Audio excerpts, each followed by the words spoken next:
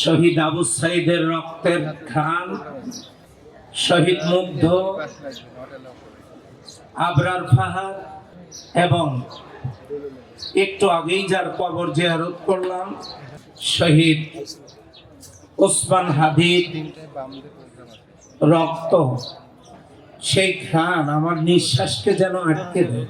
আমি তার কথা বলছি যিনি নিজেই একটা ইতিহাস, কাব্য, একটা গল্প, একটা সাহিত্য, একটা প্রেরণা, একটি আন্দোলন।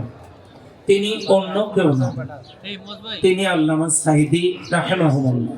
বেশ কিছুদিন আমি তার সফর সঙ্গে ছিলাম। তার অনুপ্রেরণায় কোরআনের ময়দানে আমি 30টি বছর কথা বলেছি। তার সাড়া জাগানো বক্তব্য, আধিপত্যবাদ বিরোধী বিপ্লবী কণ্ঠ যুগে যুগে শতাব্দীর পর শতাব্দী ধরে আলোড়িত করবে, আন্দোলিত করবে মুক্তিকামী এই জনতাকে।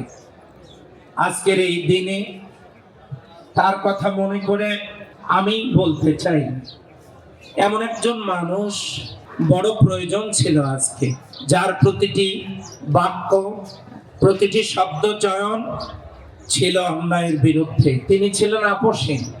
সেই বিচারের নামে প্রহসন, তাকে সহ এদেশের যারা আমাদের প্রেরণার উৎস, তাদেরকে নির্মমভাবে শহীদ করে দেওয়া হয়েছে। সময় এসেছে, সময় আসবে সকল অন্যায়ের জবাব দেয়া।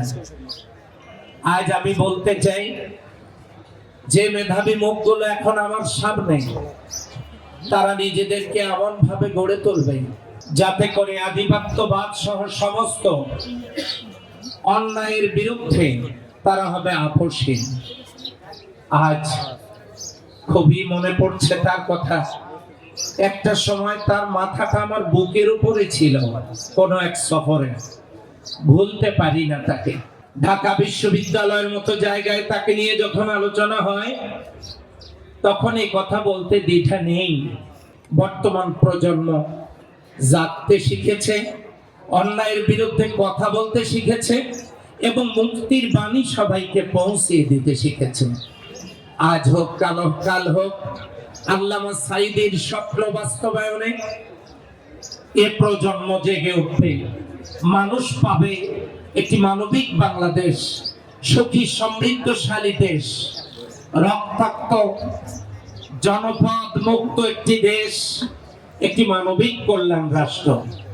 আল্লামা সাঈদী সাহেব যেন থাকেন আমাদের সেই প্রেরণার উৎস হয়ে। আমি সকলকে অনুরোধ জানাচ্ছি, আসুন আমরা সকলে মিলে আল্লামা সাঈদী সাহেবকে নিয়ে স্টাডি করি।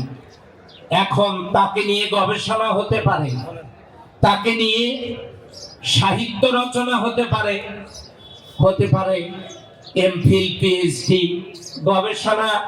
গবেষণার উৎসে তিনি পরিণত হতে পারেন এবং চলছেও তাই। সময়ের স্রোত থেমে থাকবে না, নিশ্চয়ই আমাদেরকে নিয়ে যাবে সেই মুক্তির মোহনা।